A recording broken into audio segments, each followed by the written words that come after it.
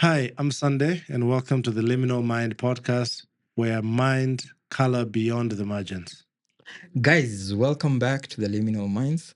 I'm your host, Ngunu, and this is a space where we hold conversations on lived experiences in mental health, in neurodivergence, and all the messy in between. Today, we are set for a very informative, educative, and interesting conversation on four matters on grief, on substance abuse, on addiction, and recovery.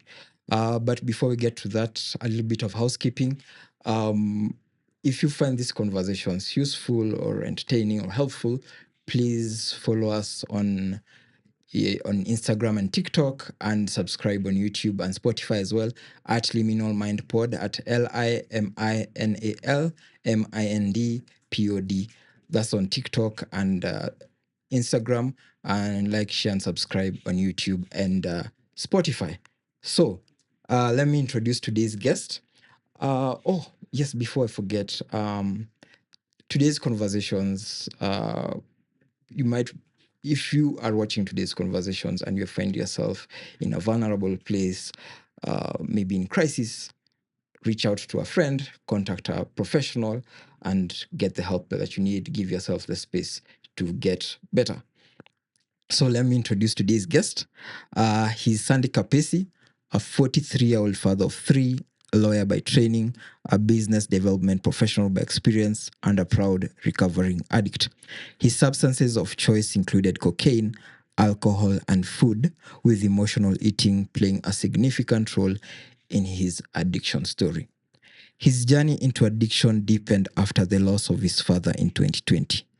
A grief that went unprocessed and slowly evolved into depression, anxiety, insomnia, and escalating substance abuse. A family intervention led him to rehabilitation, where he was diagnosed with ADHD, high functioning anxiety, bipolar induced depression, insomnia, and unresolved grief. Rather than resisting this diagnosis, Sunday embraced them, using education, therapy, spirituality, and community to build a sustainable recovery.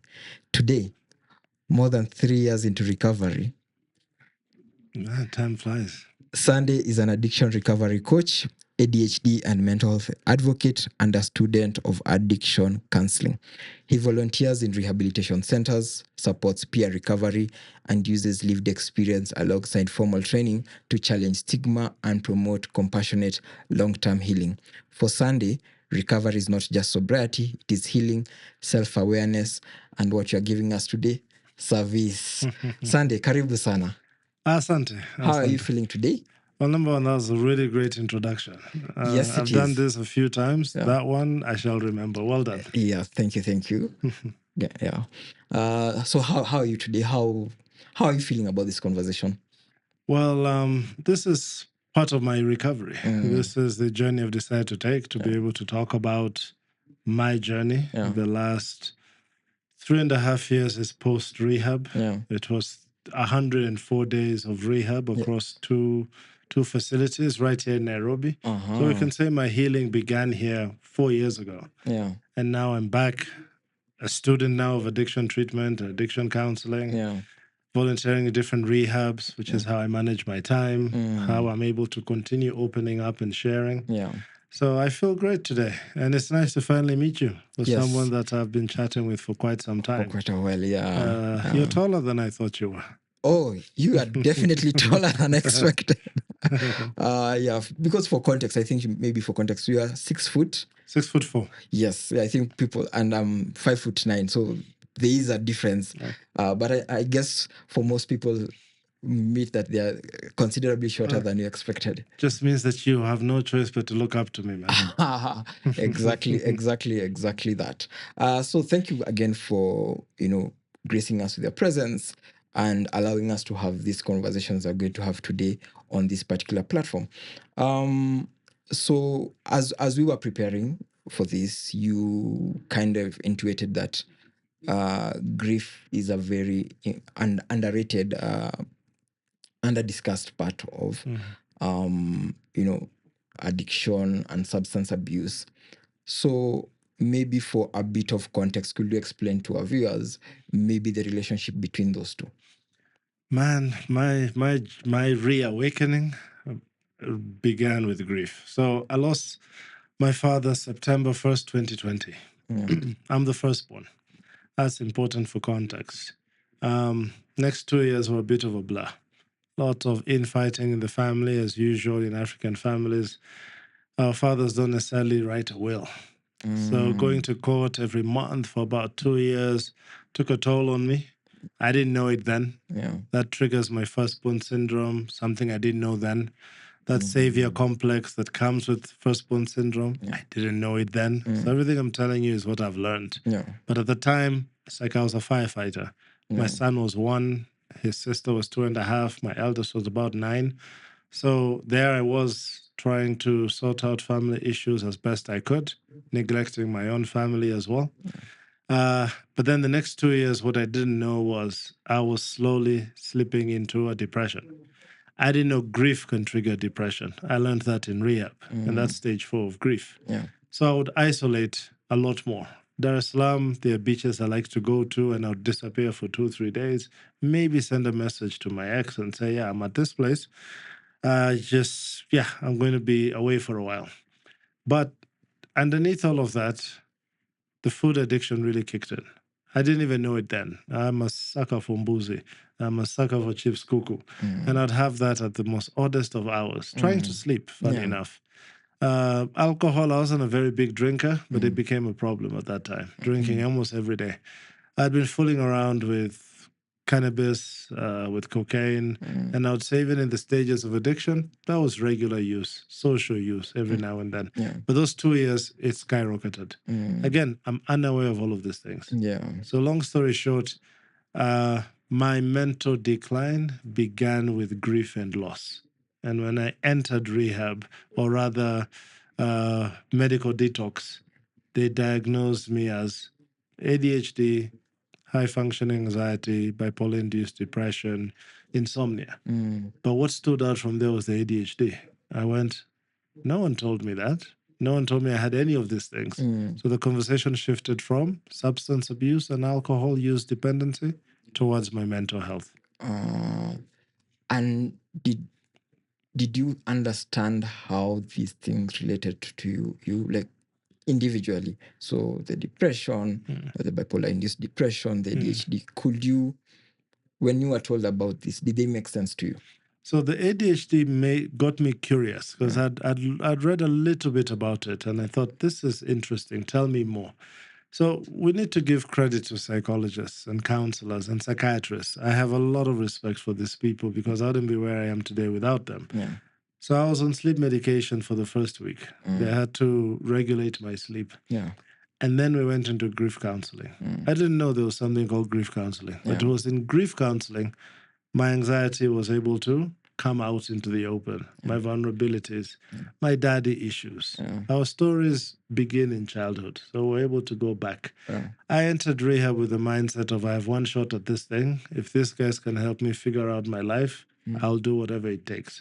So I became that student, bugging the counselors every day, tell me more, learning from others as well who have. I think the first guy I knew in rehab was a guy who had ADHD, and he was told by my counselor, talk to this guy about ADHD. He sent me material and I started reading about it.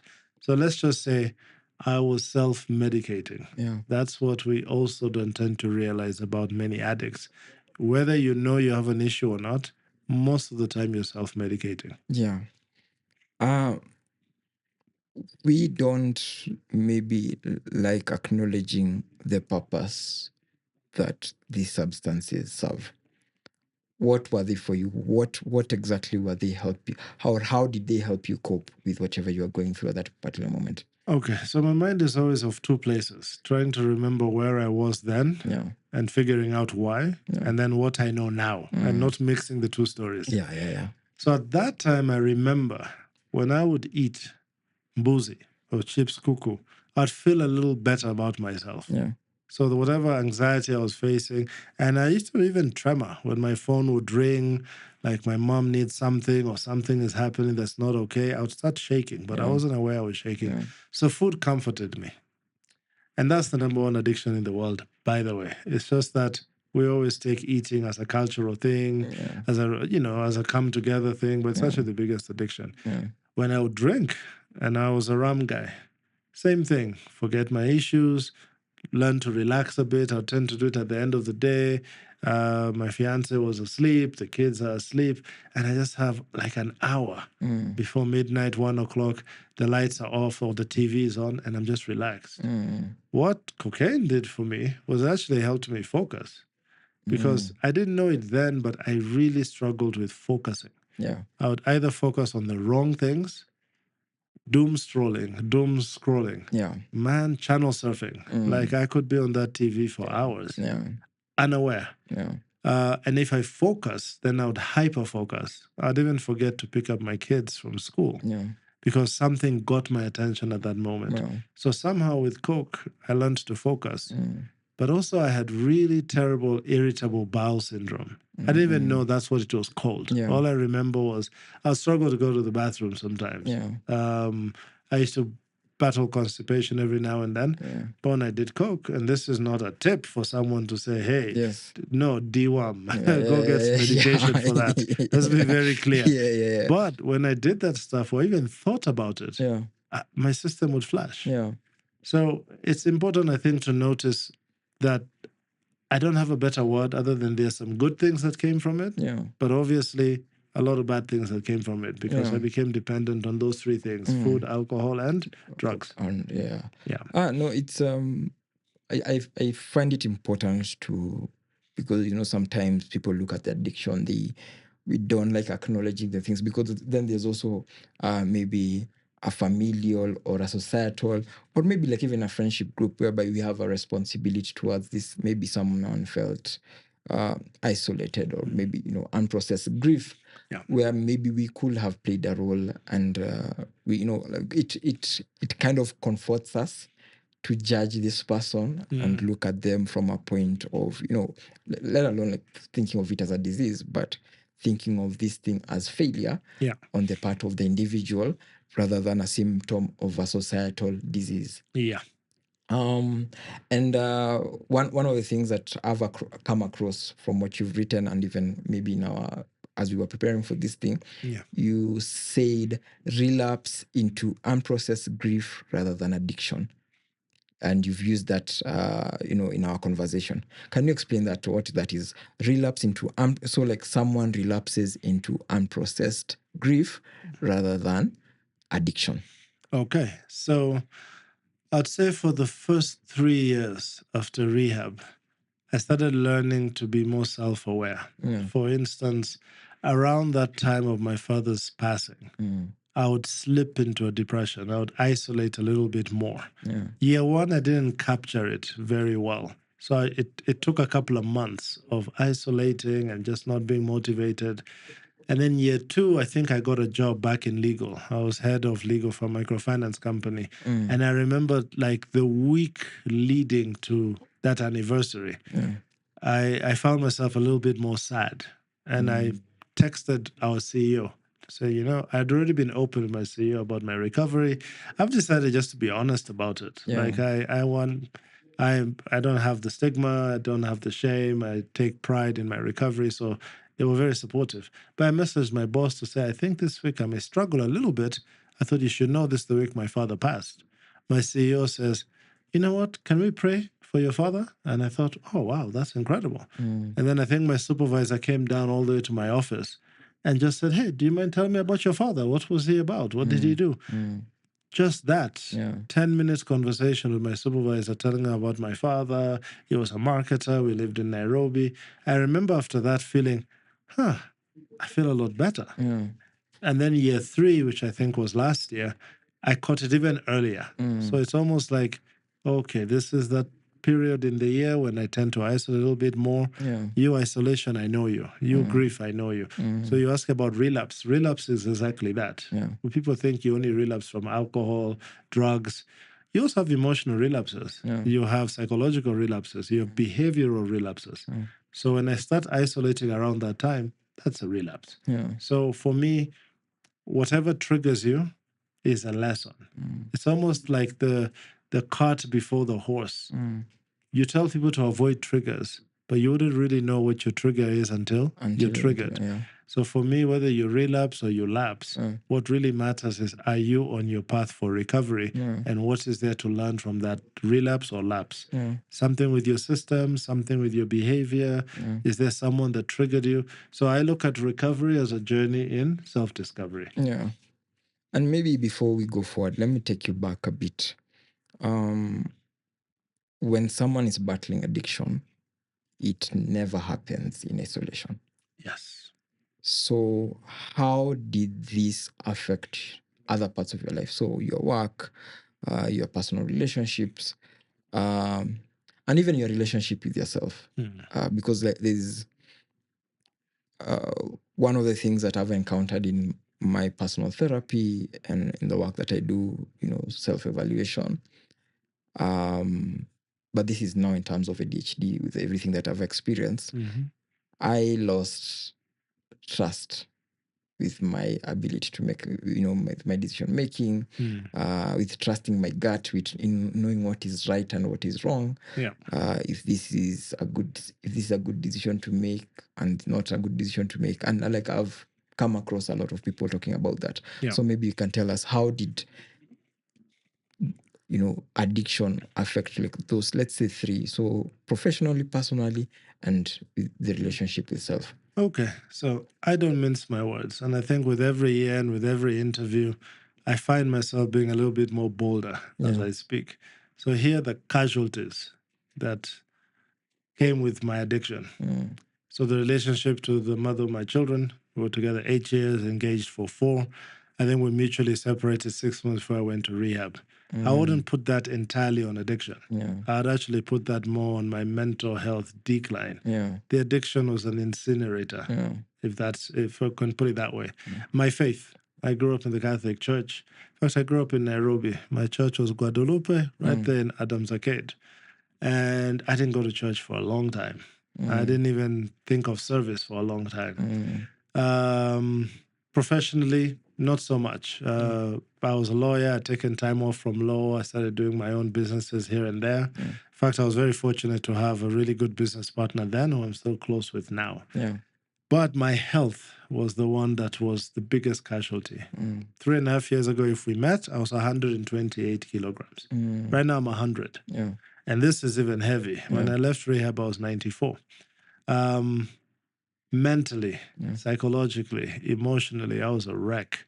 I couldn't focus for more than 5 minutes. I was highly irritable, angry all the time, sad all the time. Lacked motivation, which is a very big trait of depression and grief as well. So I would say I was neither here nor there, right? So relationship was one, my faith was the second, my health, medical, physiologically and psychologically and emotionally. Just as a side note though, so grief, and this is also for my own benefit. How do we maybe differentiate in, we need to grieve this and I'm drowning in grief, as maybe as a precursor to getting yourself or seeking help before it becomes a matter of, like looking for coping mechanisms that are maybe not healthy? I would say number one, we always talk about grief, but we rarely talk about loss. So if you add the word loss to that conversation, then I think that's what we struggle with. Because I lost my father. I lost the patriarch. I lost that person that used to tell me what to do. I lost that person who protected me. I lost that person that was a very domineering figure in my life. I had no time to think about the loss, especially right after he died. You go into funeral arrangements, then we're having all these issues with the will and the properties. And then there is, okay, my mother is also grieving. Can I comfort her? My siblings are also grieving. Can I comfort them? But the real issue, I think, is loss. Being able to say, I lost my father. I lost that figurehead. I lost that protection. Being able to go through the stages of grief and understand those stages, which number one is normally shock, or I think they call it denial. 2 is anger. 3 is bargaining. This is where you hear people say things like, if daddy had gone to hospital a week before, maybe he'd be fine. If my wife didn't take that matatu, like I told her not to, should not be in that accident. That's bargaining. Then there's depression. And normally people are in bargaining and depression or multiple of these things at the same time. And then the final one is acceptance. I accept that my father is no longer here. I accept that he loved me. I accept that he's gone. And I accept that I'm still here and I'm grateful and my mother is around. I got to learn all of that in grief counseling. So nowadays I try to tell people, if you've lost a job, you got dumped, your cat died. I don't care what it is that you love. Or if you see someone who's grieving something, just hint at them about grief counseling. It still sounds a very foreign thing. Wanaume kazana, wanawake, they talk it out. No, get some counseling. It can help, because I'll give one example and then I'll shut up and let you speak. No, please. This is ADHD meeting ADHD now. But I remember I write a lot. I write about how I feel, my journey. And I remember being contacted by a lady in Tanzania. And this is maybe 2 years ago. And she tells me, you wrote something about grief. Man, I've got a story to tell you. And her story was this. She lost her mother when she was 13. And she had 3 siblings. Her father was so grieving, he went into alcoholism and quickly remarried. Long story short, she raised her siblings, got them through school, took care of her father. And here she is now in her late 30s. At a very important board meeting, and she's giving a presentation, and all of a sudden she just starts crying and wailing, snot and everything. Doesn't understand what's going on. The chairman of the board says, if you want a few minutes to go and freshen up, please go ahead and do so. And when you come back, you'll tell us if we're continuing or you need a break. So she went, composed herself, came back, continued, did very well, finished her presentation, got a standing ovation. And as the standing ovation was happening, she started crying again. She's like, what is happening? Anyway, everybody leaves. She's about to leave. The chairman says, just stay behind. She says, a lump went to her throat thinking she's lost her job. The chairman gives her a business card and says, this is the top psychologist in Tanzania. I'm going to tell you something nobody in this company knows. I'm a recovering alcoholic. I've had some mental health challenges. I don't know what is going on with you, but I think you should talk to this person. I will pay for it, should you wish to. It's very important to notice that he wasn't pushing. He was just offering as an alternative. Long story short, 6 months later after counseling, what was her diagnosis? Unprocessed grief. She actually realized she had not cried since she buried her mother. She had just been on taking care of everybody else. Now her siblings are old. They've got their own companies and lives. She's no longer that important in that respect.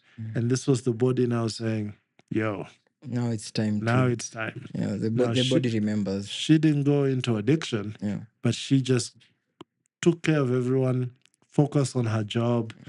And now the body said, yo, now it's our time. Now there's room for you too. So I always think about that. Every time I see someone not sharing about grief, I go, can you imagine 20 years later? That's when all of a sudden you start processing these things. Yeah, that's something to think about. I know I have unprocessed grief that I need to deal with, but maybe my body will tell me when the time is right. Hopefully you have a good chairman who can pay for your therapy. Okay. So the other thing that maybe came up in our discussions was now back to relapse, and there's something profound that you said, that relapse is data rather than failure. Could you maybe expound a bit on that?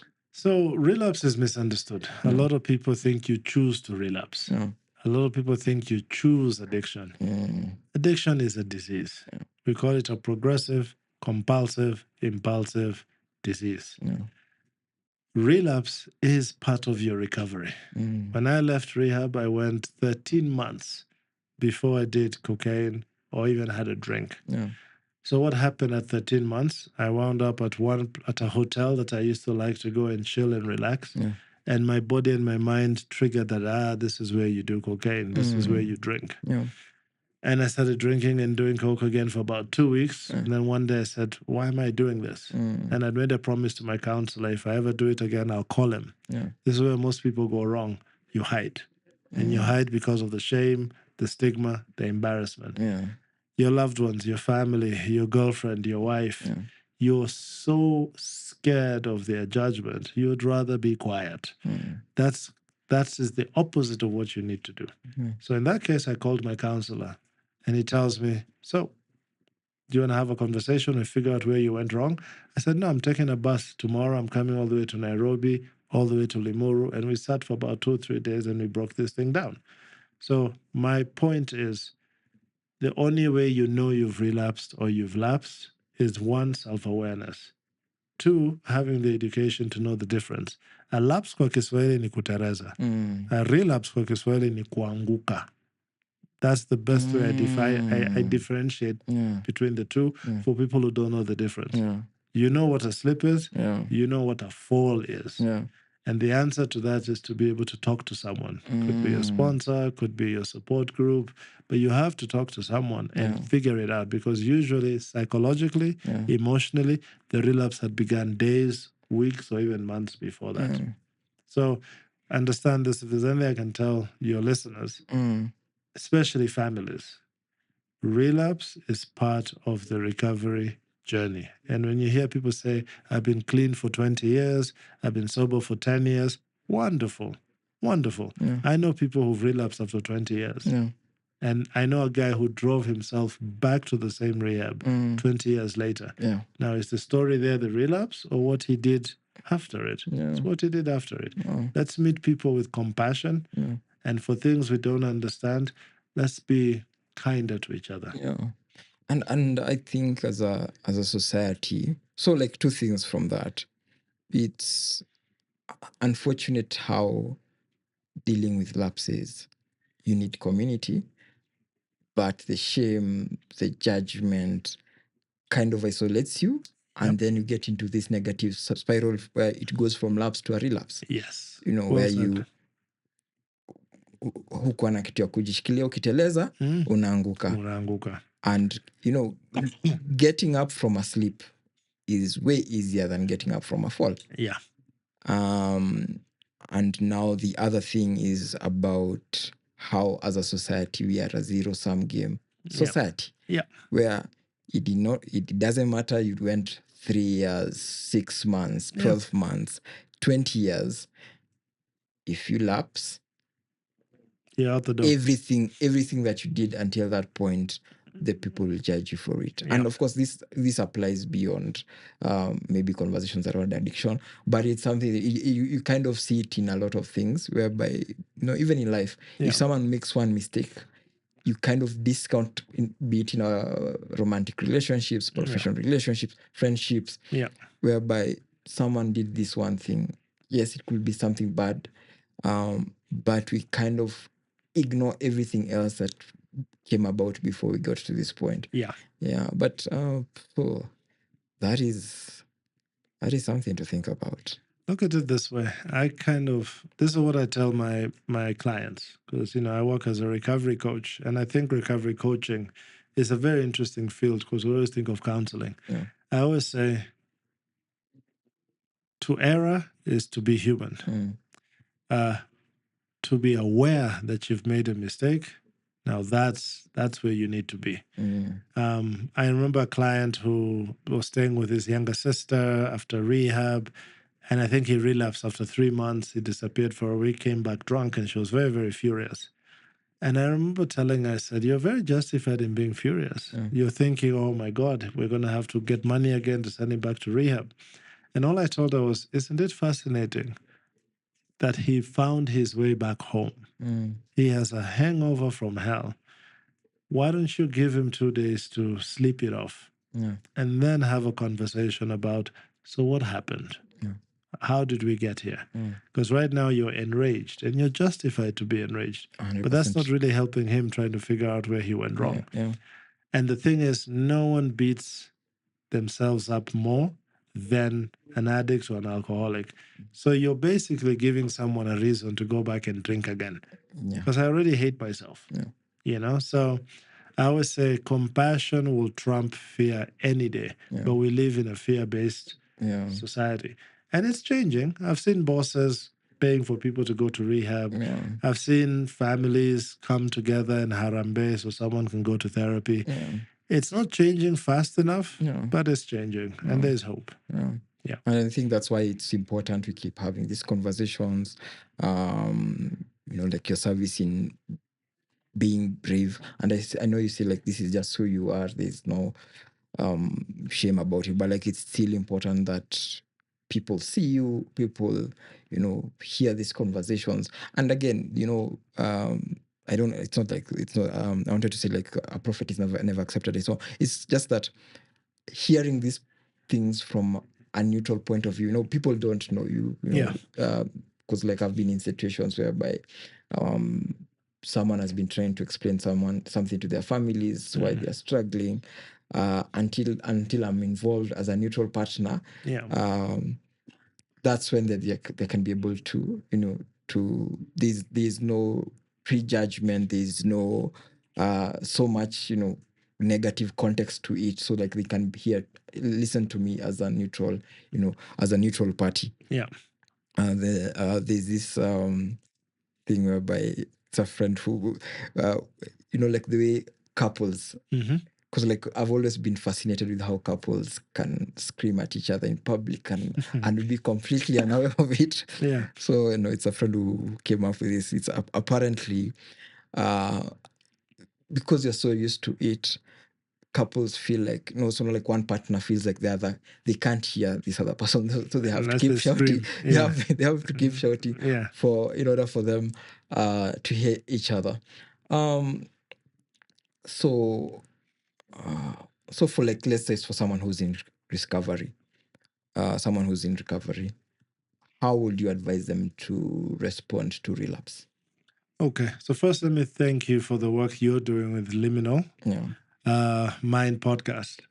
It's important for everyday people with ADHD, to create spaces, right? And then two, it's very important to bring the lived experience. This is lived experience, right?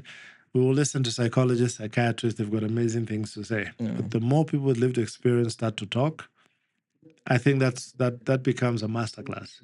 So what do I tell people who relapse? I go, number one, honesty. Number two, authenticity. Number three, transparency. And all of those are one and the same thing. Just that I think honesty could you go through them again? Okay, so honesty is when you're asked. And then you're like, nimekamatwa. Let me just say, I relapsed, I drank. Authenticity, for me, that is self. That is now, let me show up as I am, right?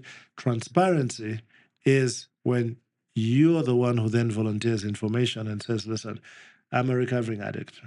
I just thought you should know that as my potential boss. That puts you in a vulnerable space because you're thinking, I may lose my job or they may judge me. But by continuing to be honest, authentic, and as transparent as you can be, you're setting yourself up for success.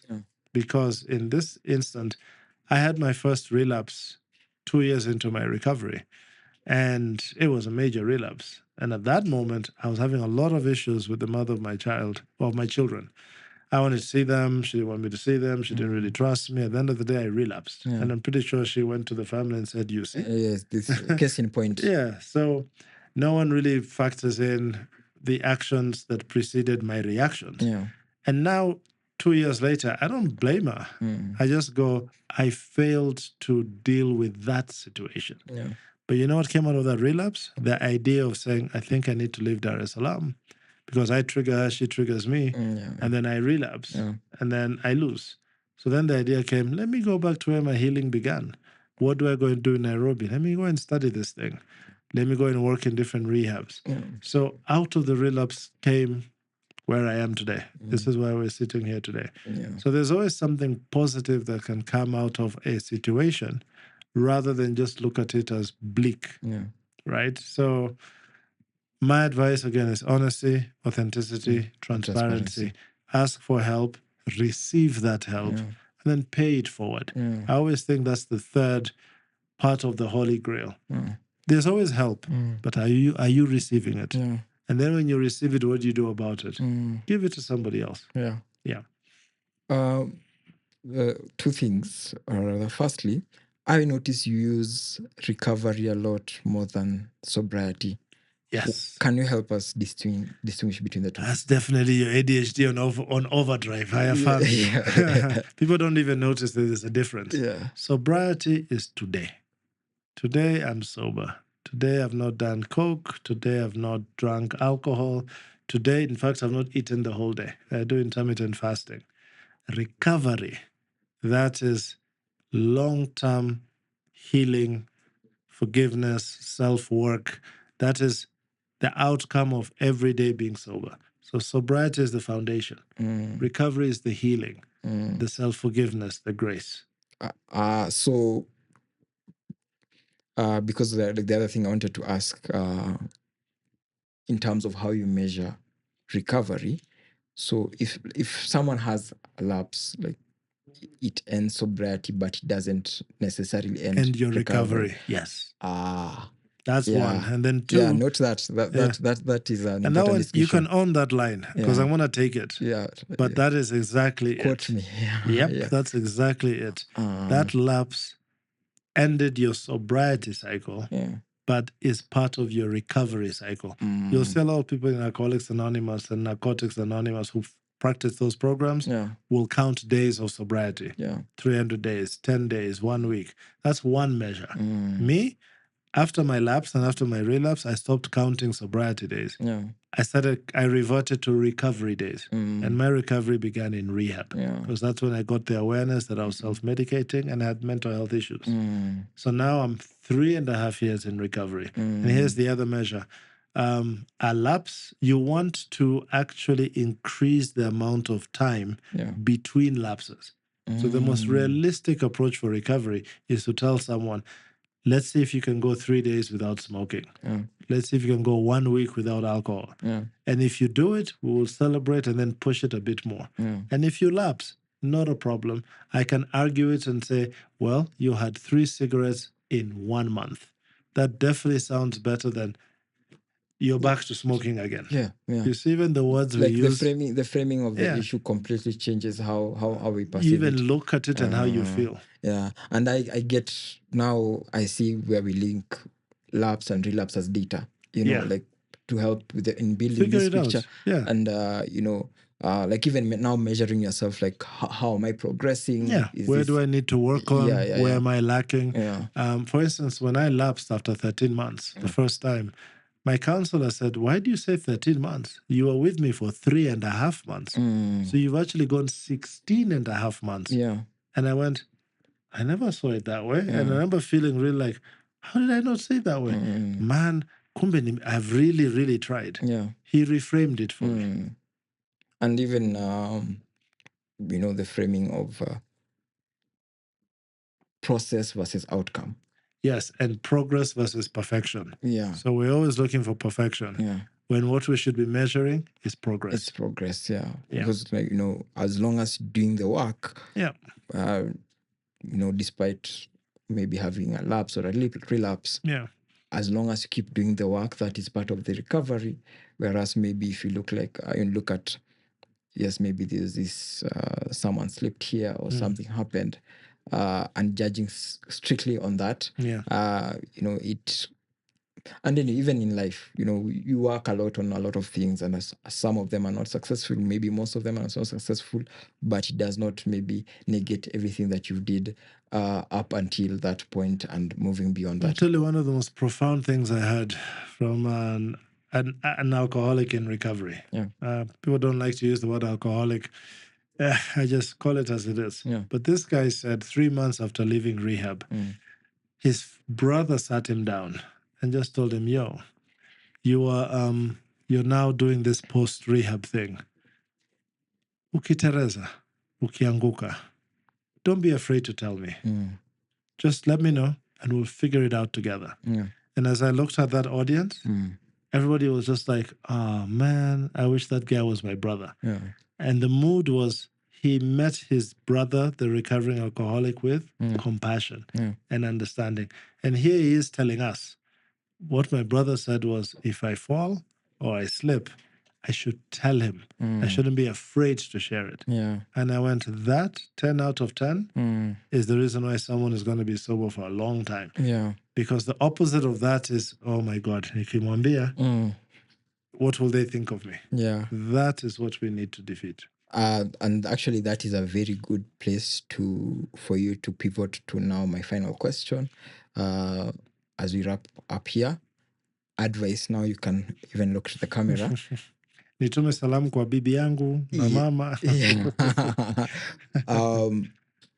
For families, maybe who have someone who is be it in recovery, in the pits of addiction, or has a relapse, or even someone who's handling it, and maybe they have their own conflicting emotions, which are all valid, as we have to say. But what advice would you give them as someone who's been part of the other side, and maybe someone who doesn't, in this particular scenario, have that baggage whereby they've judged you or have been directly harmed by you? What advice would you give them? So to the struggling alcoholic or recovering addict, for me it is ask for help, receive it, and pay it forward. To the families and friends and colleagues of people who are struggling with addiction or mental ill health, you too also need to ask for help to get capacity to deal with that person. But secondly, you also need support, because we always forget that those closest to us are also affected by us. We don't talk about that enough. My mother was heartbroken when she found out that I was an addict. She needed support. She got it from the family, not necessarily professionally. And then I'd say to colleagues, that person who is struggling, knock on their door, figuratively speaking, just to say, man, is everything okay? I notice every Friday you're with us until 1.